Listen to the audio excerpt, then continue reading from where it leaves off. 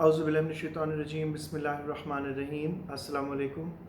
आज मैं आप लोगों के साथ जो है पोस्ट स्ट्रक्चरलिज्म को थोड़ा सा ब्रीफली डिस्कस करूंगा और उसके बाद हम डीकंस्ट्रक्शन की तरफ आएंगे। उससे पहले जो है मैं ब्रीफली आपको इंट्रोड्यूस करवा चुका हूँ स्ट्रक्चरलिज्म जो है उसका बैकग्राउंड है।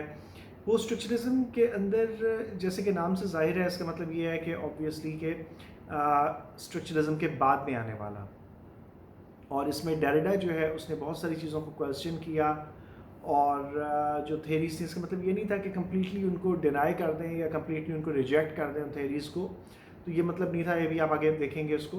मगर इसका मतलब सिर्फ इतना था कि नई डायमेंशंस जो कि पिछले पिछले लोगों ने जो है जिनको डिफ़ाइन नहीं किया, तो उन डायमेंशंस के ऊपर जो है फोकस किया जाना चाहिए अकॉर्डिंग टू जैक डेरिडा। इसकी प्रोनाउंसिएशन जैक डेरिडा भी मैंने सुनी हुई है, कुछ लोग जॉक डेरिडा कहते हैं, तो वेल इट डिपेंड्स, क्योंकि नामों को जब तक आप प्रॉपर एग्जैक्ट प्रोनाउंसिएशन नहीं सुन देते हैं तब तक आपको आइडिया नहीं होता है। और टैरी ईगल्टन जो है इसको इस तरह प्रोनाउंस करता है डेरिडा डेरिडा। तो ये डिपेंड करता है, क्योंकि फ्रांस में जो है आर जो है समटाइम्स जो है फ्रांस वो थोड़ा सा ग में चेंज हो जाता है, तो उस पॉइंट ऑफ व्यू से ये जो है प्रोनाउंसिएशन इसकी डिफरेंट हो जाती है। जिस तरह आयनेस्को का प्ले है, यूजीन आयनेस्को का राइनोसोरस, तो उसमें जो है एक नेम है दैट इज़ कॉल्ड PERENGER, जो उसके स्पेलिंग्स हैं नाम के, they are BERENGER, but it is pronounced in French as Berenger Berenger. तो अब ये कई लोग जो है उसको क्यों प्रोनाउंस नहीं कर सकते हैं, तो दे प्रोनाउंस इट एज बेरेंजर और वॉट एवर। तो ये आपको अंग्रेज़ों में भी चेंजेस मिलेंगे कि अंग्रेज़ भी समटाइम्स नहीं प्रोनाउंस कर सकते हैं एक वर्ड को, तो वो उसको अपने तरीके से प्रोनाउंस कर लेते हैं। तो बहरहाल उसकी थेरीज थी, तो उसकी मुख्तलिफ थेरीज़ ने जो है क्रिएट किया सर्टेन इन्फ्लुएंसेस, और वो थेरीज अब तक जो हैं उनको कोई रिजेक्ट प्रॉपर नहीं कर सका और वो अब तक चल रही हैं। तो डीकंस्ट्रक्शन जो है it gives you a lot.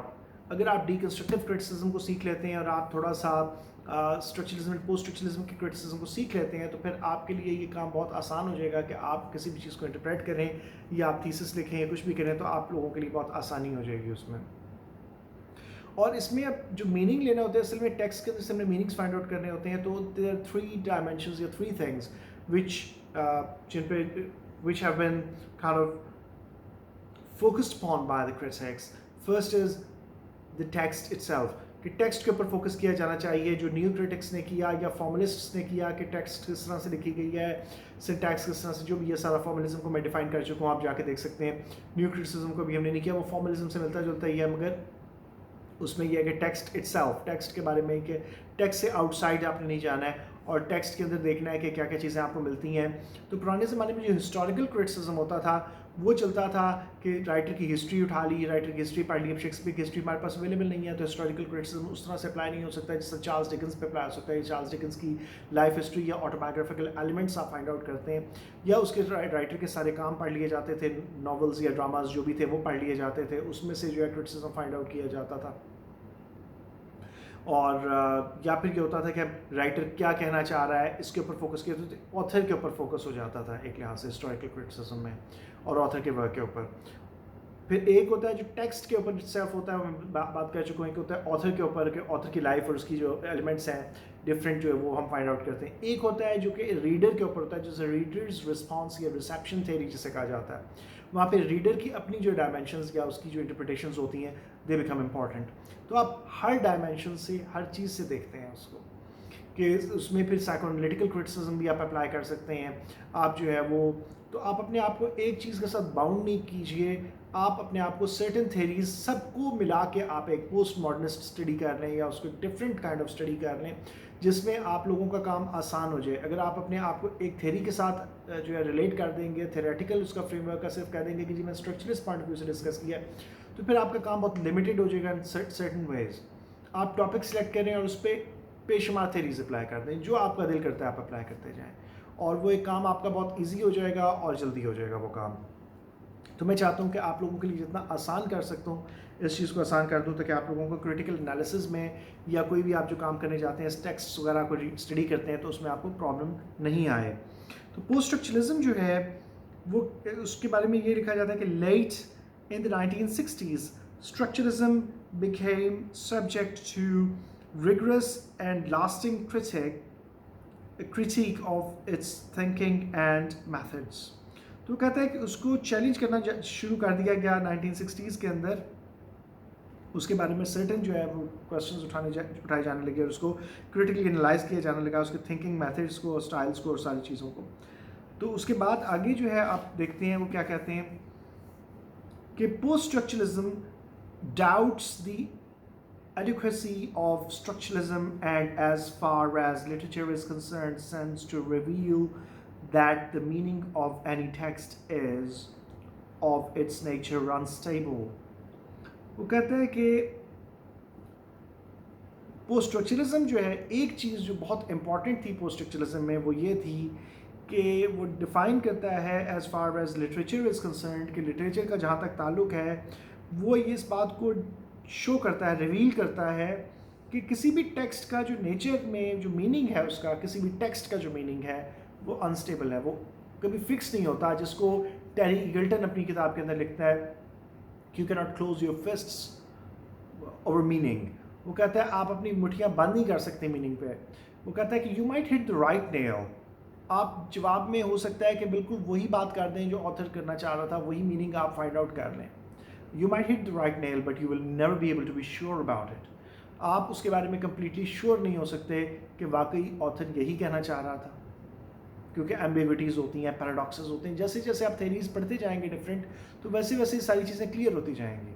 फिर आपका जो विजन है वो बहुत ब्रॉड हो जाएगा, जिसको वो नाम देता है एगल्टन होराइजन ऑफ एक्सपेक्टेशंस, कि आप अपने मुताबिक जो आपकी एक्सटेंसिव रीडिंग है, जो आपके एक्सपीरियंसेस हैं, जो आपका थॉट प्रोसेस है, हर चीज़ को आप just take in consideration all these things, तो फिर आप जो है क्रिटिसिज्म करते हैं और वो क्रिटिसिज्म जो है ऑब्वियसली उसकी कोई वैल्यू या वर्थ होती है। A belief in the incommensurable qualities, मेरी थोड़ी सी आईसाइट वीक है तो मुझे पढ़ने में थोड़ी प्रॉब्लम हो रही है इसको, आई डोंट नो व्हाई, टुडे कुछ ज़्यादा पढ़ा नहीं जा रहा है मुझसे। I believe in the incommensurable qualities of language, a form of inadequacy, is basic to post-structuralist thinking. Hence the idea of indeterminacy, which is an important element in deconstructive practice, as in Jacques Derrida's theory of difference. Difference को मैं define कर चुका हूँ। कहता है कि language की जो क्वालिटीज़ हैं वो ऐसी हैं कि इनएडिकेट है। लैंग्वेज कभी भी कंप्लीट मीनिंग नहीं देती है। मसलन अगर आपको बिजली का करंट लग जाए तो आप कंप्लीटली बता नहीं सकते कि what do you feel until कि एक बंदे को बिजली का करंट लगा हुआ हो।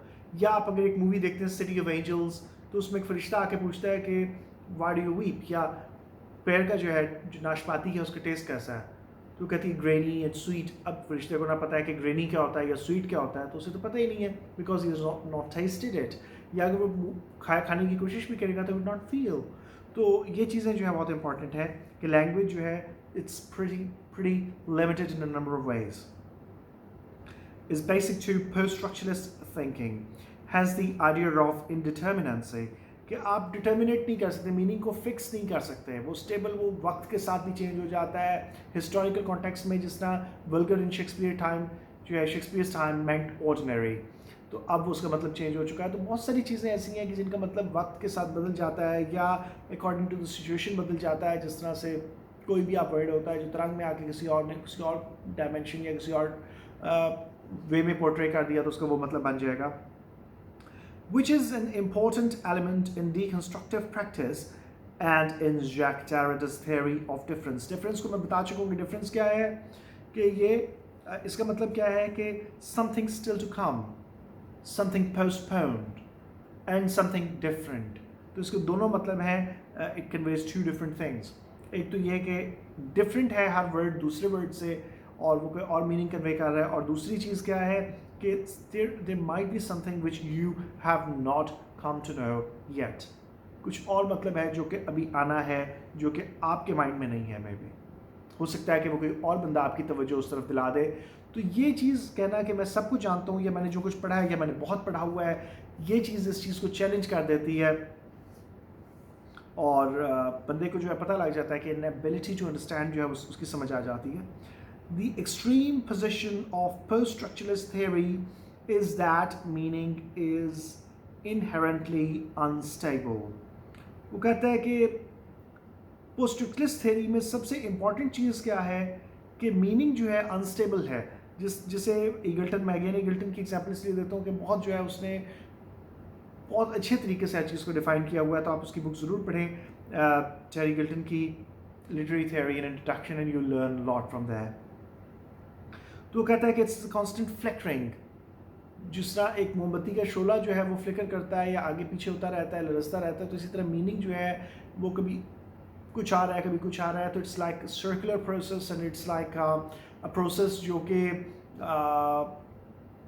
रेपिटेटिव प्रोसेस है काइंड ऑफ, कि आप जो है किसी वर्ड का मतलब डिक्शनरी में देखते हैं, उसका मतलब के जो मतलब लिखा हुआ होता है वो भी वर्ड्स में होता है, उनका मतलब आगे देखते हैं, उनका मतलब आगे देखते हैं, उन वर्ड्स का, वर्ड्स में मीनिंग्स दिए हुए होते हैं डिक्शनरी में.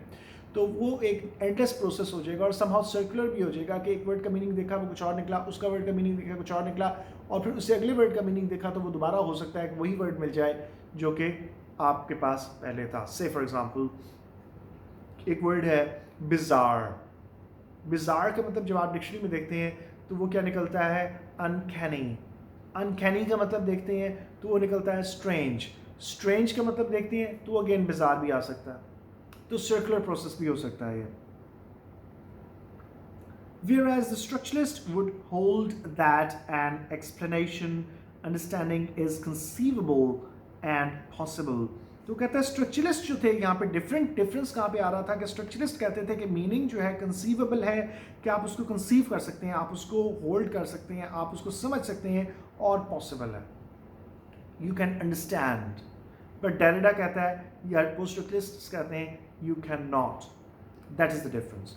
और अब एक चीज़ इसमें बहुत इंपॉर्टेंट मैं आपको बताता चलूँ कि आप जब लिटरेरी थ्योरी की किताबें उठाएंगे, मुख्तलिफ वर्जन से, फॉर एग्जांपल ब्लैकवेल्स का वर्जन है या नॉर्टन का वर्जन है या कोई भी जो डिफरेंट लोगों ने, पैट्रिशिया वॉ ने की हुई है लिटरेरी थ्योरी की एक बुक जो है, या नाइजल वुड है जो हेड ऑफ द डिपार्टमेंट थे when I was in England, तो वहाँ के हेड ऑफ द डिपार्टमेंट थे इंग्लिश के, तो उनकी एडिटेड बुक है. तो उन्होंने सारे ऑथर्स के जो एसेज उनको इंटरेस्टिंग लगे उनको कंपाइल करके एडिट करके एक बुक बना दी कि उसमें इंट्रोडक्शंस दे दिए, चीज़ों के बारे में थोड़ा सा ब्रीफ कर दिया, और साथ ही साथ original essays written by those authors have been included in those books.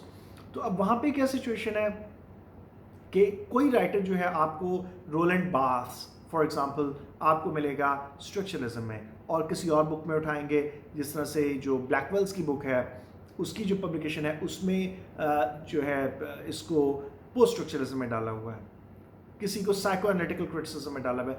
तो ये थेरीज जो हैं आपस में कहीं ना कहीं इंटरमेंगल मिली हुई हैं आपस में.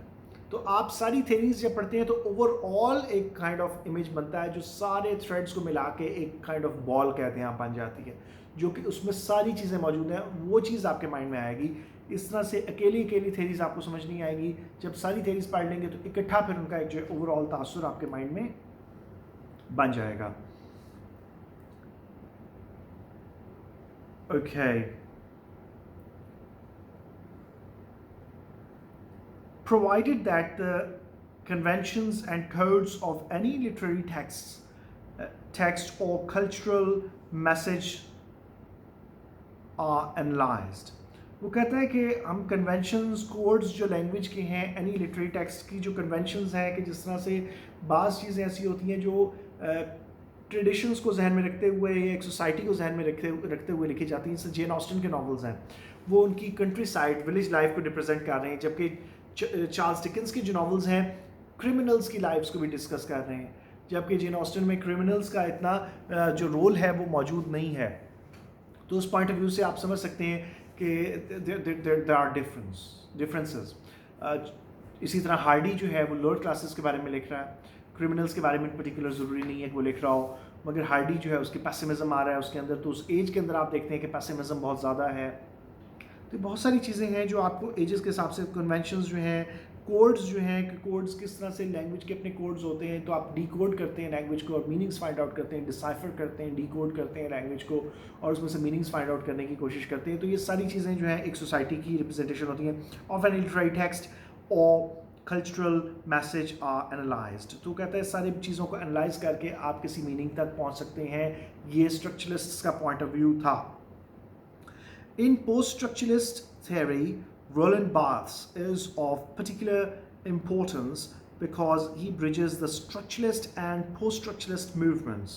अब यहाँ पे मैं आपको बता चुका हूँ रोलैंड बार्थ्स जो था ये स्ट्रक्चरलिज्म में भी आ रहा है, पोस्ट स्ट्रक्चरलिज्म में भी आ रहा है. तो कहता है कि ये दोनों को एक दरमियान में एक ब्रिज कायम करता है, ये दोनों थेरीज को मिलाता है कहीं ना कहीं.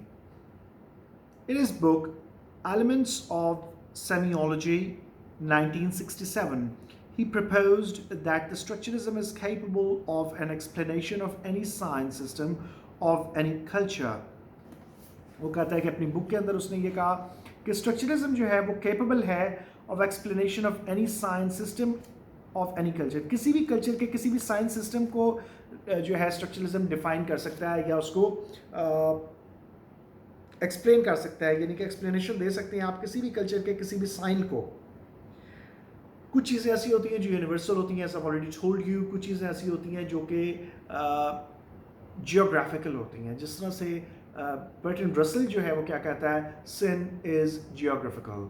जियोग्राफिकल की क्या आपके मसलन शराब पीना एक इलाके में हराम है, दूसरे में हलाल है. मीन्स के हलाल से मुराद ये है कि जो क्रिश्चियंस हैं उनके लिए शराब जो है वो नहीं है, बैन नहीं है. उसकी वजह क्या है कि वो कहते हैं कि हज़रत ईसा अलैहिस्सलाम जो हैं उन्होंने अपने आखिरी जो उनका डिनर था तो उसमें उन्होंने वाइन और ब्रेड यूज़ की, तो उनके उस मज़हब में जो है वो ये हराम नहीं है, तो वो उसको यूज़ करते हैं. तो इसी तरह से जो पोक है, सूअर जो है, उसका गोश्त जो है वो हराम है मुसलमानों में, और यहूदी भी नहीं खाते हैं, जबकि जो क्रिश्चियंस हैं वो खाते हैं.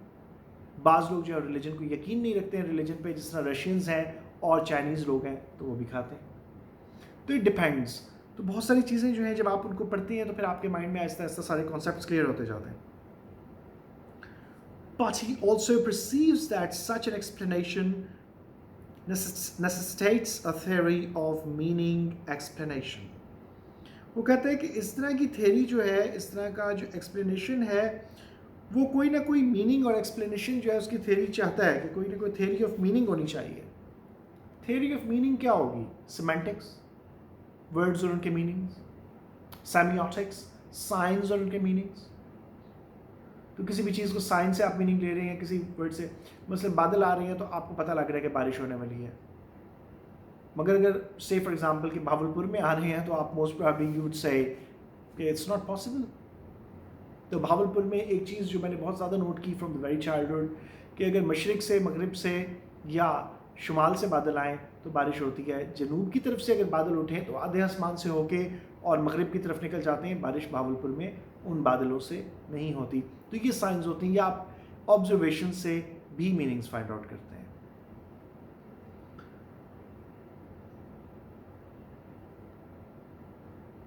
This gives rise to the idea of meta language, that is to say, a beyond language or second order language which is used to describe, explain, interpret a first order language. अब ये बहुत important aspect है about the meta language which has been used by Roland Barthes. कि वो बात करता है कि but he perceives such an explanation necessitates a theory of meaning explanation. क्या है कि this gives rise to the idea of meta language. अब meta language को यहाँ पे उसने क्या define किया है? That is to say a beyond language. अब यहाँ पे ये बहुत क्लियर नहीं है ये बात कि beyond language क्या होती है, या second order language. Second order language से क्या मुराद है? How can you come to know about that? तो ये टर्म्स होती हैं लिटरेरी टर्म्स. तो dictionary of literary terms is important for these reasons that you can find out certain meanings जो कि आपको यहाँ पे क्लियर नहीं हो रहे हैं, तो आप कहीं और जाके उनके मीनिंग्स को देख सकते हैं. And that is the place which is called Dictionary of Literary Terms, which is used to describe, explain, interpret a first order language. तो असल में क्या है मेटा लैंग्वेज? कि जो लैंग्वेज आपको मसलन किसी टेक्स्ट की जब आप कोई लैंग्वेज पढ़ते हैं तो उसके जो मीनिंग्स होते हैं they are written in the form of kind of say for example कि वो किसी लैंग्वेज में आप बयान करेंगे और that is called the meta language. तो मेटा लैंग्वेज क्या होती है? are beyond language. In linguistics, it denotes any technical language which describes the properties of language. Discussed by Roman Jacobson in his essay Linguistics and Poetics, 1960. It is also known as the second order language, which may be used to describe, explain, or interpret a first order language. Given one meta language for one explanation, it follows that there may be another in turn. Hopefully आपको समझ आई होगी, और अगर नहीं आई तो मैं आपको बता देता हूँ. मसलन जब आप किसी भी चीज़ को ट्रांसलेट करते हैं, जब आप किसी भी चीज़ को रीफ्रेज करते हैं, मसलन शेक्सपियर जब आप पढ़ते हैं, बहुत सारे लोग जो है शेक्सपियर को डायरेक्टली समझ नहीं पाते हैं या जॉन मिल्टन को डायरेक्टली समझ नहीं पाते हैं. तो जो उसका रीफ्रेज्ड वर्जन होता है शेक्सपियर का या जॉन मिल्टन का, से for example, that is called Meta language. कि आप उसको डिफाइन कर रहे हैं अपने अल्फाज में, मे बी वोकैबुलरी अपनी यूज़ करते हुए. अब जब साइकोएनालिटिकल क्रिटिसिज्म के आप लेक्चर्स जाकर सुनेंगे तो आपको पता लगेगा कि एक वर्ड की जगह आपके माइंड में कोई वर्ड नहीं आ रहा, आप उसकी जगह दूसरा वर्ड लगा देते हैं. तो ये बात जहन में रखेंगे कि no word can take the place of another word. ये बहुत इंपॉर्टेंट बात है. कोई भी लफ्ज़, हर लफ्ज़ यूनिक होता है, अपनी एक सेपरेट आइडेंटिटी रखता है और उसका कोई मतलब नहीं बताया जा सकता एग्जैक्ट, अप्रोप्रिएट, जो बिल्कुल 100% ऑथेंटिक मीनिंग जो है आप नहीं बता सकते. से फॉर एग्जांपल कि कई लैंग्वेजेस में कई वर्ड्स हैं जो दूसरी लैंग्वेजेस में मौजूद ही नहीं है. मसलन अरबी में एक वर्ड है अलमायदा. अलमायदा की उर्दू ट्रांसलेशन जो है दैट इज दस्तरख्वान. ठीक हो गया. अब वो बंदा दस्तरख्वान का मतलब समझ सकेगा जिस बंदे ने दस्तरख्वान को ऑब्वियसली इस्तेमाल किया हुआ है या दस्तरख्वान का मतलब जा देख चुका है कि दस्तरख्वान क्या कहता है. जबकि अंग्रेज़ी में इस तरह का इसका नेमुल बदल कोई वर्ड ही नहीं है, तो फिर आप क्या नाम देंगे उसको. तो वहाँ पे जो ट्रांसलेशन आपको मिलती है अलमायदा की, दैट इज़ जो कि कुरान मजीद की जब आप ट्रांसलेशंस में देखते हैं, इंग्लिश ट्रांसलेशंस, इंग्लिश वर्जन्स देखते हैं, तो सूरह अलमायदा है, तो अलमायदा की ट्रांसलेशन वहाँ पे आती है द टेबल. आप जाके देख लीजिए, तो उसकी ट्रांसलेशन टेबल दी हुई है. मे बी थोड़ी बेहतर अगर कर देते हैं उसकी ट्रांसलेशन तो शायद मेरे नज़दीक the dining table. But the dining table does not represent दस्तरख्वान. That is a separate thing, it's a different thing. तो लैंग्वेज कभी भी दूसरी जगह या इवन उसी लैंग्वेज में भी अगर आप ट्रांसलेट कर रहे हैं, जिस तरह से आप पोइट्री को, अगर इंग्लिश पोइट्री को इंग्लिश ही लैंग्वेज में पैराफ्रेज कर दें तो उसकी जो खूबसूरती है वो ख़त्म हो जाएगी. तो फर्स्ट लैंग्वेज को आप कभी भी सेकंड लैंग्वेज में ट्रांसलेट नहीं कर सकते. This is my opinion. Hope you understand this. तो मेटा लैंग्वेज है, बियॉन्ड लैंग्वेज. ओके, तो ये होपफुली आपको समझ आ गया. Given meta language for one explanation it follows that there may be another in turn. तो आपकी मेटा लैंग्वेज जो आपने एक बात को डिफाइन करने के लिए लैंग्वेज यूज़ की, हो सकता है कि वो इतनी ज़्यादा कॉम्प्लेक्स या डिफ़िकल्ट हो कि एक बंदा आपकी लैंग्वेज को समझ ही नहीं पा रहा और उसको मज़ीद रिफ्रेज करने की ज़रूरत है. से फॉर एग्ज़ाम्पल कि डेरिडा की जो टेक्स्ट्स हैं उनको ट्रांसलेट किया गया इंग्लिश के अंदर, और इंग्लिश से फिर वो किसी और ज़बान में, जैसे उर्दू में ट्रांसलेट हो गया. एक बंदा इंग्लिश नहीं पढ़ सकता मगर वो पढ़ना चाहता है, तो डेरिडा के पॉइंट ऑफ व्यूज़ को जो है वो उर्दू में भी ट्रांसलेट किया गया, जिसको साख्तियात का नाम दिया गया. साख्तियात या साख्तियात structuralism, post structuralism, I don't know कि उसको क्या किस तरह से उर्दू में क्या कहेंगे, because I am not that good in Urdu. तो आप चीज़ों को अपने मुताबिक जो है मतलब दे देते हैं या नाम दे देते हैं, आप ट्रांसलेट कर देते हैं. ट्रांसलेशन दर ट्रांसलेशन, जिस तरह से बाइबल जो थी पहले अबरानी ज़बान में, कई किताबें जो बाइबल की थीं वो अबरानी में नाजिल हुई, कई किताबें जो बाइबल की थीं वो नाजिल हुई आरामी ज़बान में, जिस तरह हिब्रूज लैंग्वेज थी और जो आरामी ज़बान थी, सेमाइट्स की जो ज़बान थी या दूसरी जो ज़बानें थी तो उनमें नाजिल होती रही. अरबी कई ज़बानों में, से फॉर एग्जांपल 2 ज़बानें तो एटलीस्ट हमें पता है कि जिनमें नाजिल हुई. और फिर वो कम्बिनेशन जो है बुक्स का उन तमाम किताबों का जो नबियों पे अम्बिया अलैहिस्सलाम पे नाजिल हुई, उनका कम्बिनेशन बाइबल कहलाता है। तो बाइबल का पहले आया जो था उसका लैटिन वर्जन आया, ग्रीक वर्जन आ गया, उसका लैटिन वर्जन आ गया, वहाँ से फिर इंग्लिश में ट्रांसलेट हुई, इंग्लिश से उर्दू में ट्रांसलेट हुई। तो ट्रांसलेशन दर ट्रांसलेशन जो है मेटा लैंग्वेज, फिर उसकी मेटा लैंग्वेज, उसकी मेटा लैंग्वेज, उससे मीनिंग्स कहीं के कहीं निकल जाएंगे। अब मैं आपको छोटी सी एग्जांपल दे रहा था जैक डेरिडा की, डेरिडा's आर्ग्यूमेंट कि there is nothing outside text. अब इसमें जो है एंड्रयू बैनेट आर्ग्यूज कि इट्स नॉट पॉसिबल, इसका एग्जैक्ट मतलब उसने कहा कि ये नहीं है, there is nothing outside text. उसने कहा कि इसका मतलब है there is no outside text. अब देखिए पूरा का पूरा मीनिंग चेंज हो जाएगा इस ट्रांसलेशन से। There is nothing outside text, there is no outside text means कि जो टेक्स्ट हम किसी भी राइटर की किसी टेक्स्ट को इंटरप्रेट करने के लिए इस्तेमाल कर रहे हैं, तो जितनी भी टेक्स्ट उस चीज़ से रिलेट कर रही हैं, उस चीज़ के साथ रिलेटेड हैं, तो वो सारी की सारी जो है वो कॉन्टेक्स्ट के अंदर आ रही हैं। They are not outside, there is no outside text. तो यहाँ पे मीनिंग्स बिल्कुल चेंज हो रहे हैं। Hope you understand this point as well. अगर फिर भी आपको कोई चीज़ समझ नहीं आए तो आप मुझसे पूछ सकते हैं।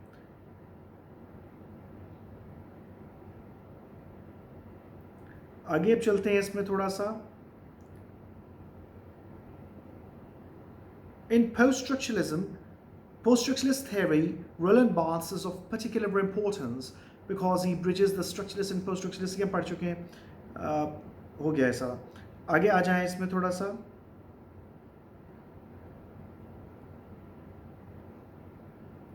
Thus, discourse upon discourse in regression and all discourses are exposed to interrogation।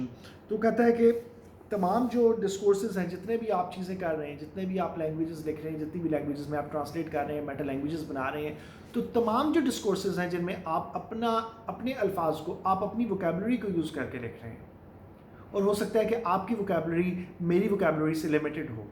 आप भी एक ट्रांसलेटर हैं, मैं भी एक ट्रांसलेटर हूँ। मेरी बात हो सकता है कि बहुत ज़्यादा लोग ना समझ सकते हो, आपकी बात ज़्यादा लोग समझ सकते हैं बिकॉज आप बहुत ईजी वर्ड्स यूज़ कर रहे हैं, मैं इतने ईजी वर्ड्स यूज़ नहीं कर रहा हूँ। तो there can be several possibilities. तो हो सकता है कि आप ऐसे वर्ड्स यूज़ कर दें जो कि अप्रोप्रिएट नहीं हों, तो उनसे भी मीनिंग्स चेंज हो जाएंगे, मीनिंग्स कहीं के कहीं निकल जाएंगे। इस पे मैं स्ट्रक्चरलिज्म, पोस्ट स्ट्रक्चरलिज्म, साइकोएनालिसिस पे लेक्चर्स में काफ़ी डिटेल्स, बहुत सारी चीज़ें बता चुका हूँ, वो भी आप जाकर सुन लीजिएगा तो आपको आइडिया हो जाएगा, because I don't want to repeat those things all the time. This is one aspect of Barth's post-structuralist thinking and is fundamentally deconstructive। तो ये deconstructive जो thought है उसके बारे में इन्होंने define किया हुआ है उसको। उसके बाद आ जाते हैं हम next जो argument है, that is Kristeva, Julia Kristeva। तो ये जो है ये अगेन इसको जो है दोनों थियरीज़ में डाला जाता है। कहीं पे आपको ये साइकोएनालिटिकल क्रिटिसिज्म में मिलेगी क्रिस्टेवा, और कहीं पे आपको जो है वो पोस्ट स्ट्रक्चरलिज्म में मिलेगी। इसकी जो थियरीज़ हैं, इसके एसेस। तो she discusses the relationship between the orderly rational and the heterogeneous irrational, between the conscious and the unconscious, the normal and the poetic। अब ये बहुत इंपॉर्टेंट आर्ग्यूमेंट है कि वो रिलेशनशिप्स फाइंड आउट करती है, discusses the relationship between the orderly rational and heterogeneous irrational। Orderly language कौन सी होगी? जो बहुत रिफाइंड हो, बहुत ऑर्डर में हो, बहुत प्रॉपर ऑर्डर के अंदर, जो कि ऑर्डर फॉलो किया गया हो, जो कि कन्वेंशनल ट्रेडिशनल ऑर्डर चल रहा है। जिस तरह से 18th सेंचुरी के जो पोइट्स थे, वो ट्रेडिशनल ऑर्डर जो उनका चल रहा था, हेरोइक कपलेट वगैरह और वो सारी चीज़ें जो कि ट्रेडिशंस जो कि पहले से चले आ रहे थे, होमरिक ट्रेडिशंस, उनको फॉलो कर रहे थे लैंग्वेज के स्टाइल में, सब्जेक्ट मैटर में नहीं, लैंग्वेज के स्टाइल में। और जो एक ऐसी चीज़ है जो कि बहुत जिसे आप कहते हैं कि इरैशनल या ऑर्डरली नहीं है, जो वो राइटिंग्स ऐसी हो सकती हैं कि जिसमें कोई बात कभी कोई बात की जा रही है, कभी कोई बात की जा रही है, और एग्जैक्टली उसका कोई आप मीनिंग्स जो है वो फाइंड आउट नहीं कर सक रहे मे बी। तो इसी तरह से between conscious and the unconscious, अब ये मैं इसको डिटेल्ड डिफाइन कर चुका हूँ इन माई लेक्चर्स ऑन साइकोएनालिसिस, अब आ जाकर सुन सकते हैं। तो कॉन्शियस के साथ साथ अनकॉन्शियस जो है वो बहुत ज़्यादा तरीक़ों से इन्वॉल्व्ड है, और सरियलिस्टिक जो आपकी सरियलिज्म या सरियलिस्टिक जो है उसमें भी ये चीज़ है कि आपके अनकॉन्शियस की जो है डिपिक्शन कहीं ना कहीं जो है वो आपकी राइटिंग्स के अंदर, आपके जो डिपिक्शन है उसके अंदर अनकॉन्शियस की डिपिक्शन और कॉन्शियस की मिंगलिंग जो है वो सरियलिज्म का एक पार्ट है। तो अनकॉन्शियस के बारे में डिटेल्ड वहाँ पे लेक्चर मौजूद है, आप जाके साइकोएनालिटिकल क्रिटिसिज्म पे जो मेरे लेक्चर्स हैं साइकोएनालिसिस पे, उनको आप सुन लीजिए, आपको पता लगेगा कि कॉन्शियस और अनकॉन्शियस जो है वो कैसे काम करते हैं। The normal and the poetic. Poetic को कुछ लोग जो है वो इमेजिनरी काइंड ऑफ कहते हैं, कुछ लोग कहते हैं कि फैंटिसाइज करके जब आप किस चीज़ को लिखते हैं, कुछ इमेजिन करके लिखते हैं, कुछ लैंग्वेज ऐसी जो कि नॉर्मल लैंग्वेज से डिफरेंट है। इस पे फॉर्मलिज्म में मेरे लेक्चर पे ये डिटेल मौजूद है, आप वहाँ से जाकर सुन सकते हैं कि ऑर्डिनरी लैंग्वेज से डिफरेंट लैंग्वेज होगी, that is called poetic language, literary language. तो बाकी जो है एक ऑर्डिनरी लैंग्वेज होती है, तो दोनों में डिफरेंस। तो Julia Kristeva argues about these things. तो उसमें वो यही कहता है कि if I come to you at a bus stop, Eagleton argues, and I say thou still unravished bride of quietness, तो I am certainly aware that I'm in the presence of literary language है। तो इसी तरह से जो arguments होते हैं उसको आप डिसाइफर या डीकोड करते हैं और उनसे मीनिंग्स लेने की कोशिश करते हैं। तो पोएटिक का मतलब ये नहीं है कि सिर्फ पोइट्री में होगी, language of prose can be poetic as well. Language of prose जो है वो भी बहुत पोएटिक हो सकती है, इमेजिनेटिव क्वालिटी उसमें बहुत ज़्यादा हो सकती है। तो आपने ये इसमें मिक्स नहीं करना है कि it means poetry, it does not mean poetry exactly. She suggests that semiotic material is irrational and illogical. Semiotic material कौन सा है? साइंस, जो साइंस है उनके जो मीनिंग्स हैं वो कहती है irrational है। The material of impulse and rhythm, while reason creates logic, syntax, and coherence and brings about the symbolic element. तो साइंस के जो मीनिंग्स हैं, मुख्तलिफ चीज़ों के जो मीनिंग्स हैं, किसने दिए हैं? I have not given them, they have been given by the society, unconsciously maybe और कॉन्शियसली, हु नोज। तो इसी चीज़ के बारे में एक थेरी है जिसको कहा जाता है कि we do not unconscious self को जो है वो depiction of the unconscious self, zombie theory. तो आप अनकॉन्शियस जो है सेल्फ को किस तरह से आप डिपिक्ट करते हैं, या अनकॉन्शियस जो है वो किस तरह से आपको कंट्रोल करता है, that is a very important aspect. कि वो कहते हैं कि if you think about something for से फॉर एग्जांपल 5 मिनट्स के लिए आप अपना डिसीजन लेते हैं कि आप 5 मिनट के लिए कुछ नहीं सोचेंगे apart from one single point जिस पे आप फोकस ऑफ अटेंशन अपनी लेके जा रहे हैं। तो कहते हैं कि इट्स द क्रिटिक्स का आर्ग्यू करते हैं साइकोएनालिटिकल क्रिटिक्स कि your unconscious is so tricky that it takes you unconsciously away from the focus of attention. And you do not even realize that you've gone away from the focus of attention. Hopefully you have understood that. So coherence होती है and brings about the symbolic elements. Syntax and coherence. There are implied antinomies such as feelings and thoughts, heart and brain. अब यहाँ पे emotive language, एक जगह पे आपके feelings आ रही हैं, एक जगह पे थॉट्स हैं जो फीलिंगलेस हैं, एक जगह पे थॉट्स हैं जो जिनके अंदर फीलिंग्स मौजूद हैं। हार्ट एंड ब्रेन, हार्ट और ब्रेन के दरमियान जो डिफरेंसेस हैं कि आपकी लैंग्वेज जो इमोशनल लैंग्वेज है वो, और साथ ही साथ जो है वो लैंग्वेज जिसमें कोई इमोशंस मौजूद नहीं है, तो दोनों में फ़र्क होगा। इसकी एक छोटी सी एग्जांपल मैं आपको देता चलूँ कि I was asked to sing on a function, I was asked to sing Malka Noorjahan की जो नज़्म जो उन्होंने गाई है फैज़ अहमद फैज़ की, मुझसे पहली सी मोहब्बत मेरे महबूब ना मांग। तो आई यूज्ड टू थिंक कि इट्स लाइक सैड सॉन्ग, ये सैड जो है नज़म है कि the person who is singing it, तो वो सैड है, सैड काइंड ऑफ वे में, या फीलिंग्स के साथ, सैड फीलिंग्स के साथ कि मुझसे नहीं मांगो, but there is some involvement somehow. And the day I was going to sing that song, तो उस वक्त ये था कि उसी रात जो है मलका तरन्नुम नूरजहां जो है, I saw her in my dream, she was standing somewhere and I went to him and I went to her, और मैंने उनसे जाके कहा कि मैं आपकी गज़ल गाता हूँ। एंड शी सेड अच्छा गाओ, अच्छा सुनाओ। मैं सुनाता हूँ। पहला उसका जो मिसरा है, मुझसे पहली सी मोहब्बत मेरे महबूब न मांग, एंड शी आर्ग्यूज ऐसे नहीं, ऐसे गाओ, एंड शी सिंग्स इट, वो गाती हैं। और फिर मैं दोबारा उनसे जो है वो गौर से सुनता हूँ, and then I try again, फिर मैं गाता हूँ, और फिर वो मुझे ये बात करती हैं ऐसे नहीं, ऐसे गाओ, and then she sings again. और अब मैं सोच रहा हूँ कि कहीं सुर में मेरे से गलती नहीं हो रही है, कहाँ पे गलत हूँ मैं, क्या गलती हो रही है मुझसे। थर्ड टाइम फिर मैं गाता हूँ, तो फिर वो शी सेज ऐसे नहीं, ऐसे गाओ, हालांकि मैंने बहुत मेहनत से और बहुत तवज्जो से गाया है। And I was thinking at that time in my dream that she would appreciate me, कि वो अप्रिशिएट करेंगी, मगर वो she does not want it that way.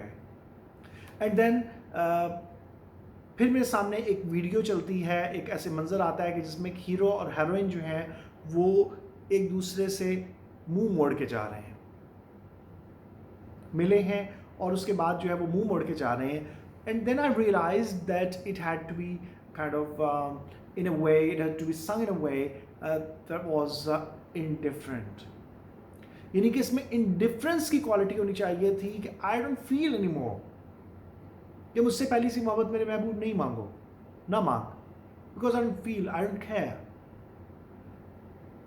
That is kind of, that part of me is gone.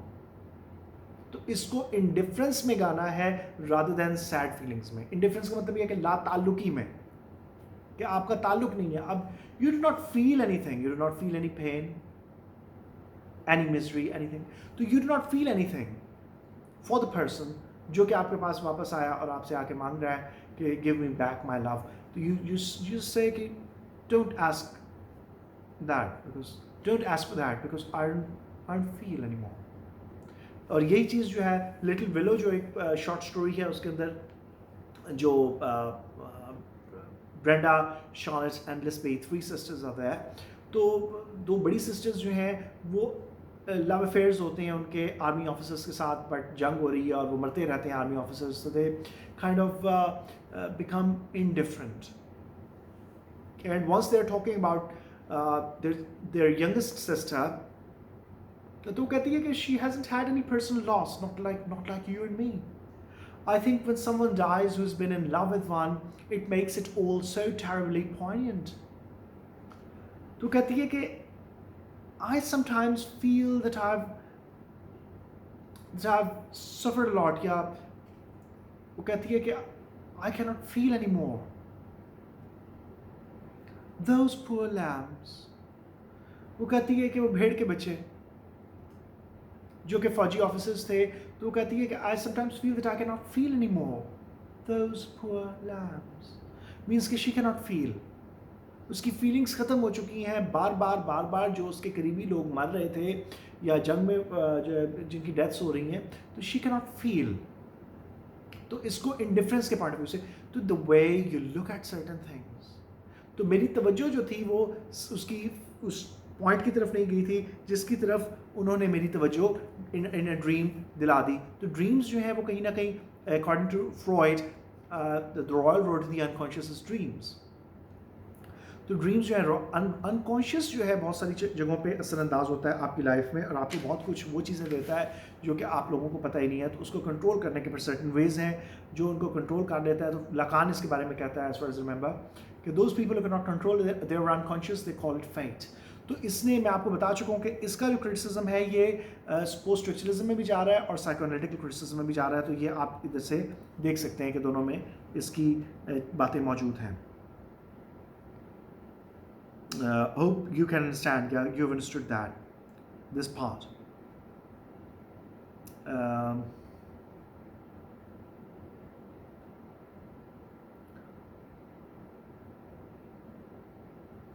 उसके बाद जो है यहाँ पे आप देखते हैं in English literature James Joyce and Virginia Woolf are instances of semiotic writing using a fluid, diffuse, disseminated writerly mode and style, and in those respects different from anything fixed, rigid, conventional or realistic. तो ये realistic वगैरह और इस तरह की languages जो हैं वो बिल्कुल डिफरेंट लैंग्वेजेस यूज़ करते हैं जो कि कन्वेंशनल नहीं है, जो कि उस तरह की नहीं है जो पहले एक ट्रेडिशनल जो वे चला आ रहा था नॉवेल्स लिखने का जेम्स जॉयस और वर्जीनिया वुल्फ ने, वो उस तरह के नॉवेल्स वो कहता है कि नहीं लिखे हैं। आगे वो कहता है कि Jacques Derrida has been primarily responsible for the literary practice जो deconstruction की थी उसके अंदर जो है वो is responsible for that. His essay Structure, Sign and Play 1966 is the first critique of structuralism, and it was he who initiated the teachings of particularly close reading, which let's say have been largely practiced in the USA. तो close reading को उसने जो है वो 1966 में जो है as far as I remember John Hopkins university में एक जो है वो कॉन्फ्रेंस हुई थी जिसमें जो है Jacques Derrida appeared on the stage and he kind of rejected, not exactly rejected, he argued about that particular theory of deconstruction, and उसकी वजह से जो है लोग जो थे वो बहुत ज़्यादा हैरान भी हुए और सारा का सारा जो है वो सिस्टम जो था ऑफ अंडरस्टैंडिंग मीनिंग उसने सब चीज़ों को क्लियरली और बहुत डेफिनेटली चैलेंज कर दिया, and people were at loss to understand कि क्या पॉइंट्स थे।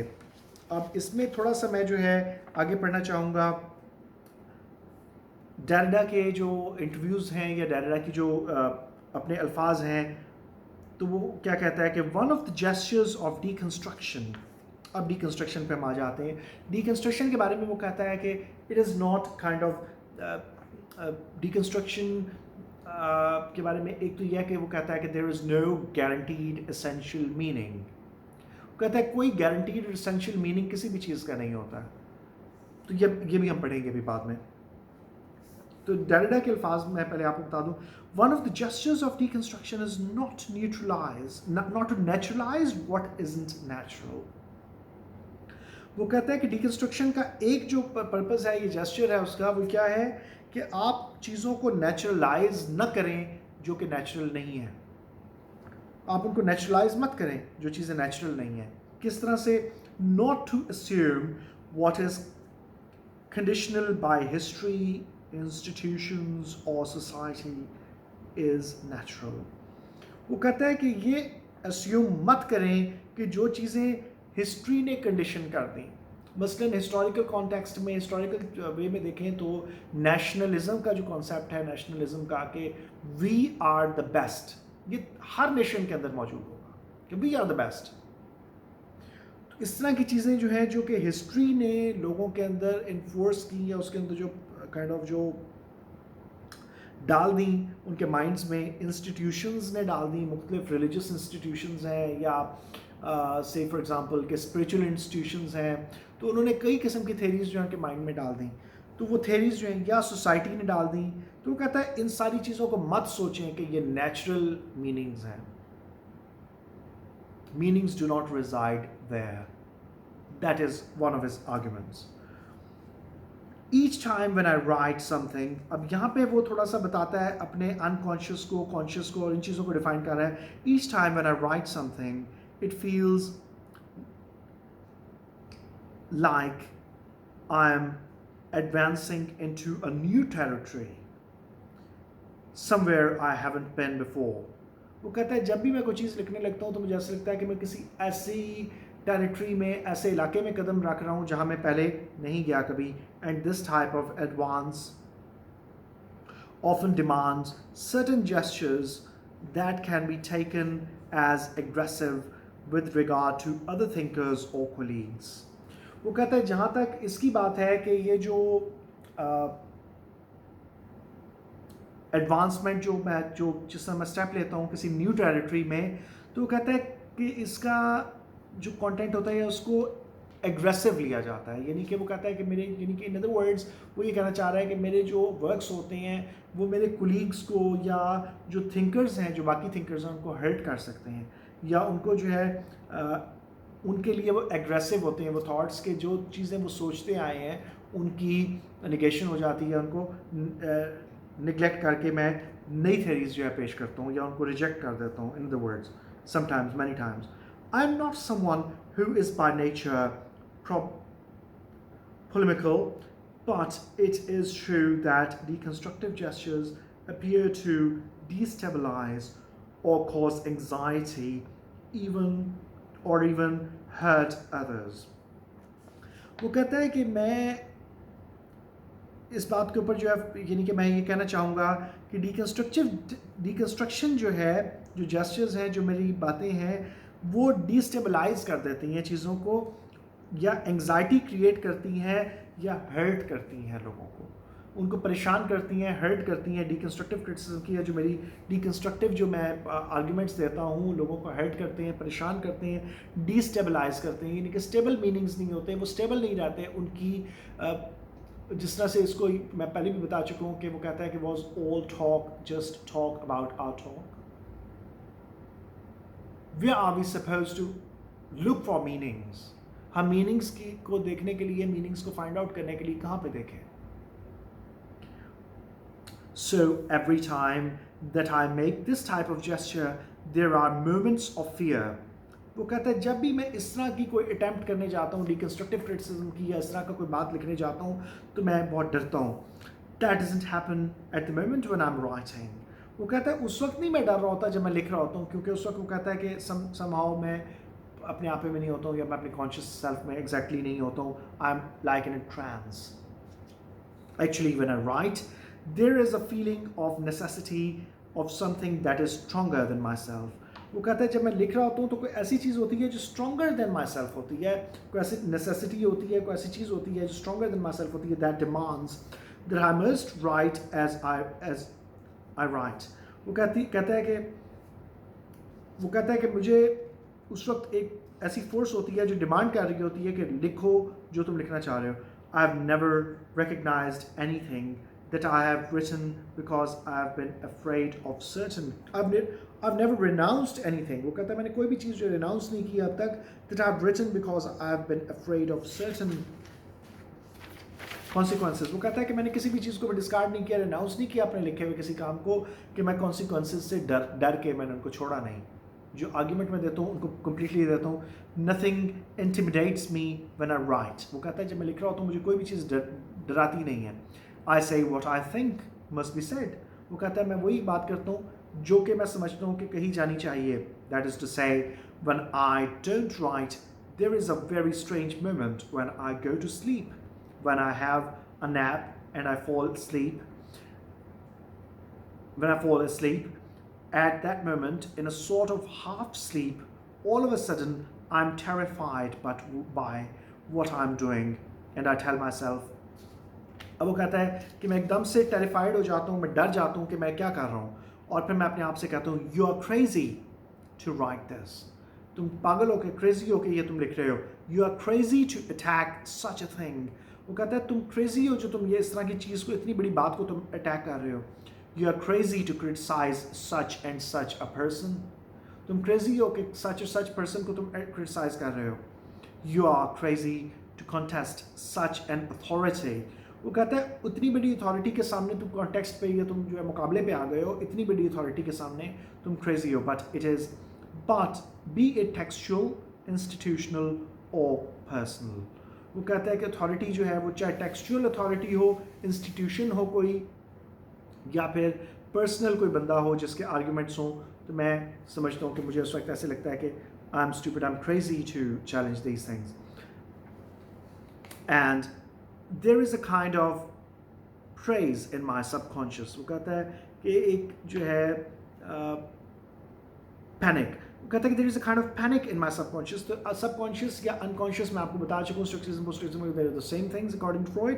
तो कहता है कि मेरे सबकॉन्शियस में या मेरे अनकॉन्शियस में एक पैनिक होता है, and if what I can compare it to, imagine a child who does something horrible. Freud talks of childhood dreams where one dreams of being naked and terrified because everyone sees that they are naked.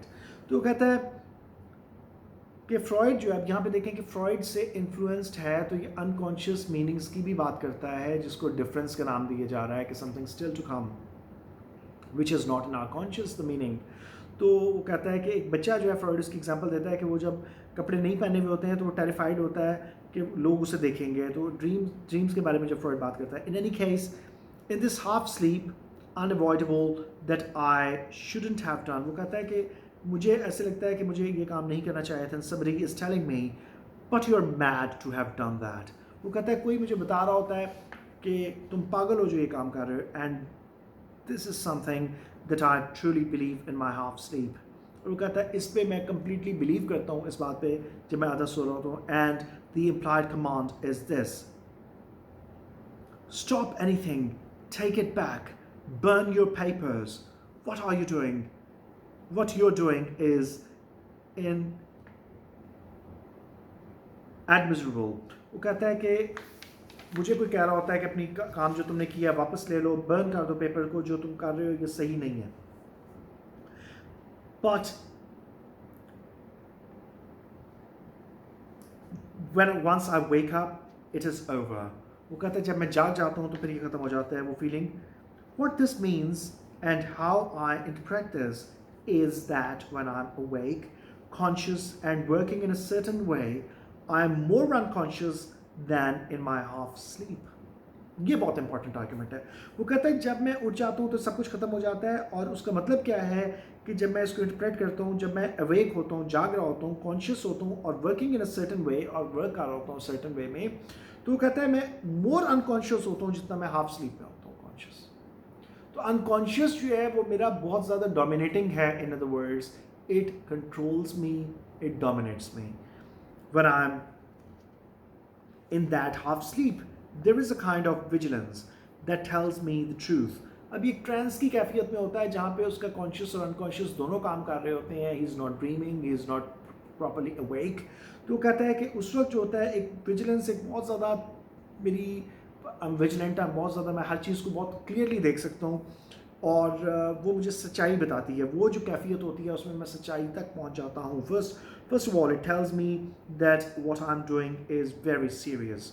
वो कहता है सबसे पहले तो मुझे बताती है वो चीज़ कि मैं जो भी काम करने जा रहा हूँ ये बहुत सीरियस काम है। But when I am awake and working, this vigilance is actually asleep. तो कहता है जब मैं ट्रांस की कैफियत में होता हूँ तो वो विजिलेंस होती है, और जब मैं प्रॉपरली जाग जाता हूँ, ट्रांस की कैफियत से निकल आता हूँ, तो वो उस वक्त जो विजिलेंस होती है, वो जो मेरी बहुत शार्प जो आईसाइट है, ये शार्प नज़र है, वो ख़त्म हो जाती है। It is not the stronger of the two and so I must do what must be done. वो कहता है और मुझे वही काम करना चाहिए जो करना चाहिए, जो किया जाना चाहिए, मुझे वही काम करना चाहिए।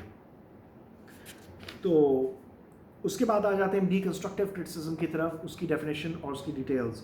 Many ideas of deconstruction originate in 3 books by the French philosopher Jacques Derrida। Derrida के बारे में मैं आपको बताता चलूँ कि इसने 70 किताबें लिखी हैं, 70 बुक्स मुख्तलिफ सब्जेक्ट्स में हैं। तो डेरिडा की जो 3 बुक्स जिनमें डिकंस्ट्रक्शन की थ्योरी मौजूद है, वो 3 बुक्स हैं, all of which were published in France in 1967 and have been translated into English with the following titles: Speech and Phenomena, of Grammatology, speech and phenomena जो है 1973 में पब्लिश हुई है, ऑफ ग्रामेटोलॉजी 1976 में, and writing and difference 1978। Derrida's books are difficult to read and he freely coins new terms for his concepts। कहता है Derrida की books जो हैं बहुत डिफ़िकल्ट है रीड करने के लिए। ये मार्टिन ग्रे के अल्फाज हैं कि उसकी बुक्स जो है बहुत डिफ़िकल्ट रीड करने में है। तो अब एक अंग्रेज़ भी ये बात कह रहा है जो कि obviously who is the writer of dictionary of literary terms, तो ये बात ज़हन में रख लें कि अगर उसके लिए भी डिफ़िकल्ट है या बहुत सारे और भी आपको क्रिटिक्स कहते हुए मिलेंगे कि दैट डिफ़िकल्ट टू रीड, तो डेरिडा की अपनी डिक्शनरी भी मौजूद है, डेरिडियन डिक्शनरी या डिक्शनरी ऑफ डेरिडा। तो उसमें डिक्शनरी जो अल्फाज हैं डेरिडा के उनके मीनिंग्स मौजूद हैं। तो ये ऐसी बात है कि इसकी अलग डिक्शनरीज बनी है ज़ाहिर है ऑब्वियसली, तो आप इसको ये ना समझें कि अगर आपको समझ नहीं आ रही है तो आप कोई बहुत निकम्मे हो गए, ऐसी बात नहीं है। हाँ, समझाने का तरीका डिफरेंट होता है। मैं चाहता हूँ कि मैं जितना आसान कर सकता हूँ आप लोगों के लिए कर दूँ। हो सकता है कि मेरी बात आपको समझ आ रही हो सकता है कि नहीं समझ आ रही है, और अगर नहीं समझ आ रही है तो you can ask me, you are always welcome, but I am trying my best to explain it as to make it as easy as possible for you. Not all of which have become common in the discussion of literature. तो कहता है कि उसकी books जो हैं बहुत difficult read करने में है और सारे कॉन्सेप्ट्स उसके जो हैं वो लिटरेचर में इंक्लूडेड नहीं है. Derrida believes that all notions of the existence of an absolute meaning in a language are wrong. वो कहता है एब्सोल्यूट मीनिंग्स जो लैंग्वेज में, वो कहता है कि अगर आप ये समझते हैं एब्सोल्यूट मीनिंग्स लैंग्वेज में मौजूद हैं तो आप गलत सोचते हैं. He argues that even in speech the idea that the speaker might fully possess the significance of the spoken words if only for a moment is unproven and false assumption. वो कहता है कि अगर एक स्पीच में आप ये समझते हैं कि एक स्पीकर जो है वो कम्प्लीटली अपने अल्फाज का मतलब जानता है और उसको पता है कि वो क्या बोल रहा है, तो ये प्रूव्ड अजम्पशन नहीं है, फॉल्स अजम्पशन है, गलत आप सोचते हैं ऐसा. स्पीकर अपने अल्फाज का मतलब नहीं जान सकता. इसके ऊपर मैं डिटेल्ड बात कर चुका हूँ साइकोएनालिटिकल क्रिटिसिज्म में और स्ट्रक्चरलिज्म पोस्ट स्ट्रक्चरलिज्म में, आप जाकर सुन सकते हैं. The concept of the self, I का कॉन्सेप्ट, आप आई का मतलब भी नहीं बता सकते हैं. और इसके ऊपर मेरा एक और लेक्चर मौजूद है दूसरे चैनल पे, अगर आप उसका लिंक भी चाहेंगे तो मैं आपको दे दूंगा. आप बता दीजिए कि कॉन्सेप्ट ऑफ द सेल्फ, अपने मैसेज में लिख दीजिएगा कॉन्सेप्ट ऑफ द सेल्फ पे हमें लेक्चर चाहिए. तो मैंने उस पर मैं कौन हूँ के नाम से हूँ मैं के ऊपर लेक्चर दिया हुआ है, आप उसको भी जाकर सुन सकते हैं. वहाँ से आपको ये कॉन्सेप्ट क्लियर हो जाएगा कि we can not know the meanings of the words we speak.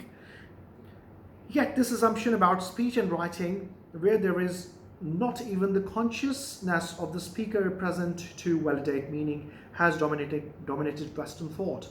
वो कहता है कि अब ऐसी सिचुएशन में जहाँ पे राइटर जो है उसने कुछ लिख दिया और अब वो मौजूद भी नहीं है अपनी बात को इंटरप्रेट करने के लिए, वो मौजूद नहीं है हमारे साथ. तो वो कहता है कि ये बात अब हम कैसे उससे पूछेंगे कि तुम क्या बात कर रहे थे, किस सेंस में बात कर रहे थे. और अगर वो ईगल्टन इस बात को आर्ग्यू करता है कि अगर वो मौजूद भी होता तो हमें क्या देता, मुख्तलिफ सिग्निफायर्स देता, यानी कि वर्ड्स देता जिनके अपने सिग्निफायर्स होते, मीनिंग्स होते और उनके आगे मीनिंग्स होते. तो वो कहता है कि अगर राइटर मौजूद भी होता तब भी हमें कम्प्लीटली कुछ ना बता सकता. And it should be the aim of the philosopher and critic to deconstruct the philosophy and literature of the past to show this false assumption and reveal the essential paradox at the heart of language. तो कहता है कि heart of language पे जो essential paradox है उसको define किया जाना चाहिए या उसको डिफ़ाइन किया जाता है फिलॉसफी में. एक फिलोसोफर और क्रिटिक का जो पार्ट है वो ये होता है कि वो डिकंस्ट्रक्ट करे और मीनिंग्स फाइंड आउट करने की कोशिश करे. As in structuralist analysis, Derrida sees an individual system, a statement, as depending for its meaning on its relationship with surrounding systems of language. तो कहता है कि स्ट्रक्चरलिस्ट एनालिसिस में सराउंडिंग सिस्टम के साथ भी आप मीनिंग्स फाइंड आउट करते हैं, लैंग्वेज के जो उसके मीनिंग्स हैं आप एनालाइज करते हैं. डेरिडा भी उसको इसी तरह से देखता है कि एक स्टेटमेंट जो है वो अपने meanings, there is no outside text, जो मैं बात कर चुका हूँ, तो ये उससे रिलेटेड हो रही है कि आप इर्द गिर्द भी चीज़ों को देखते हैं और मीनिंग्स फाइंड आउट करने की कोशिश करते हैं. It can only derive it's meaning bye it's difference which Derrida spells difference from all other possible meanings unlimited in number. तो तमाम मीनिंग्स के साथ आप उसको जो है वो कंपेयर एंड कंट्रास्ट करते हैं. अनलिमिटेड जो है उनके मीनिंग्स हैं और अनलिमिटेड नंबर हैं. तो आई होप कि यहाँ तक काफ़ी हो गया है और ये 1 घंटे का तकरीबन लेक्चर हो चुका है. अगर आपको कोई बात समझ नहीं आई है तो आप उससे पूछ सकते हैं. Please don't forget to like the video and if you like the channel please subscribe to it and ask your friends and fellows whoever, आप उनको भी कह दीजिए कि सब्सक्राइब कर लें. और I've started this channel to raise funds for the poor people. तो आप लोग जो है इसमें मेरी मदद करें और सब्सक्राइब करने में और प्रमोट करने में इस चैनल को. और लेक्चर्स जब आप सुनते रहेंगे तो आपको बहुत फ़ायदा होगा. अगर आपको कोई चीज़ समझ नहीं आए तो you're welcome, you can ask me and I'll try to answer your questions. आप अभी क्योंकि लेक्चर्स चल रहे हैं तो मैं साथ साथ उनको डिफ़ाइन कर दूंगा, मैं लिख लूँगा वो पॉइंट्स जो आपने पूछे होंगे तो आप उनसे पूछ सकते हैं. इसके साथ ही मुझे इजाज़त दीजिए. अल्लाह हाफ़िज़.